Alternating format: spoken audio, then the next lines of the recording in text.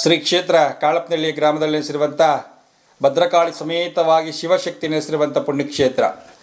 ಈ ಕ್ಷೇತ್ರದಲ್ಲಿ ಬರುವಂಥ ಇದೇ ತಿಂಗಳಲ್ಲಿ ಪ್ರಾರಂಭವಾಗಿರುವಂಥ 27ನೇ ತಾರೀಕು ಮಂಗಳವಾರ ಅಮಾವಾಸ್ಯೆ ಪ್ರಯುಕ್ತ ಮಹಾಪ್ರತ್ಯಂಗಿರಿಯಾಗ ಈ ಕ್ಷೇತ್ರದಲ್ಲಿ ನಡೆಯುವಂಥದ್ದು ಬಹಳಷ್ಟು ವಿಶೇಷ. ಭದ್ರಕಾಳಿ ಸಮೇತ ಮಹಾಪ್ರತ್ಯಂಗಿರಿಯಾಗ ಅಮಾವಾಸ್ಯೆಯ 6 ಗಂಟೆಗೆ ಪ್ರಾರಂಭ ಆಗುವಂಥದ್ದು ವಿಶೇಷ.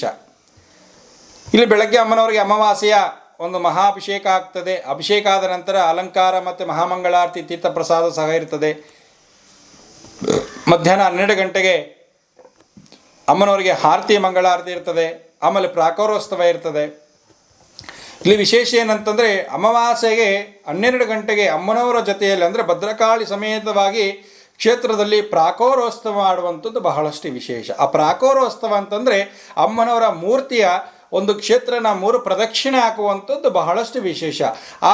ಆ ಪ್ರಾಕಾರೋತ್ಸವದಲ್ಲಿ ನಾವು ಏನು ಸಂಕಷ್ಟದಿಂದ ಬಂದು ಅಮ್ಮನವರ ಸಂಕಲ್ಪ ಮಾಡಿ ಆ ಪ್ರಾಕಾರೋತ್ಸವಕ್ಕೆ ಭಾಗವಹಿಸಿದಾಗ ಅತಿ ವೇಗದಲ್ಲಿ ಸಮಸ್ಯೆ ಪರಿಹಾರ ಆಗುವಂಥದ್ದು ಬಹಳಷ್ಟು. ಯಾಕಂದರೆ ಆ ತಾಯಿಯ ಹೆಜ್ಜೆಯಲ್ಲಿ ನಾವು ಹೆಜ್ಜೆ ಹಾಕುವಂಥ ಅವಕಾಶ ಸಿಗ್ತದೆ. ಆ ಪ್ರಾಕಾರೋತ್ಸವದಲ್ಲಿ ಬಂದು ಅಮ್ಮನವರನ್ನು ಬೇಡಿ ಆ 9 ಪ್ರದಕ್ಷಿಣೆ ಹಾಕಿ ಅಮ್ಮನವರಿಗೆ ಒಪ್ಪಿಸಿ ಮತ್ತು ಅವತ್ತೇನು ಕೆಲಸ ಆಗಬೇಕಂತಂದ್ರೆ ಮರಳಕ್ಕಿ ಅಂತಂದರೆ ಬಹಳಷ್ಟು ವಿಶೇಷವಾಗಿರುವಂಥದ್ದು. ಅಮ್ಮನವರಿಗೆ ಒಂದು ಸೀರೆ ಜಾಗ ಇಟ್ಟು ಮರಳಕ್ಕಿಯನ್ನು ಕೊಟ್ಟಾಗ ಅಮ್ಮನವರಿಗೆ ಬಹಳ ತೃಪ್ತಿ ಆಗುವಂಥದ್ದು. ಆ ಪ್ರಾಕಾರೋತ್ಸವ ಅಮಾವಾಸ್ಯೆಯ ವೇಳೆಯಲ್ಲಿ ಪ್ರಾಕಾರೋತ್ಸವ ಆದ ನಂತರ ಸ್ವತಃ ನೀವೇ ಬಂದು ಅಮ್ಮನವರಿಗೆ ಸಂಕಲ್ಪ ಮಾಡಿ ಮರಳಕ್ಕಿಯನ್ನು ತುಂಬಿದಾಗ ಮುಂದೆ ಬರುವಂಥ ಅಮಾವಾಸ್ಯೆಗಳಿಗೆ ನಿಮ್ಮ ಕೆಲಸ ಸಂಪೂರ್ಣವಾಗಿ ಆಗುವಂಥದ್ದು ಬಹಳಷ್ಟು ವಿಶೇಷ. ಯಾಕಂದರೆ ಹೆಣ್ಣು ಮಕ್ಕಳಿಗೆ ಹೆಣ್ಣು ದೇವತೆಗಳಿಗೆ ವಿಶೇಷವಾಗಿರುವಂಥದ್ದು ಮರಳಕ್ಕಿ ಅಂದರೆ ಬಾಗಿನ ಕೊಡುವಂಥದ್ದು. ಆ ಬಾಗಿನ ಕೊಟ್ಟಾಗ ಅಮ್ಮನ ತೃಪ್ತಿ ಆಗ್ತಾಳೆ.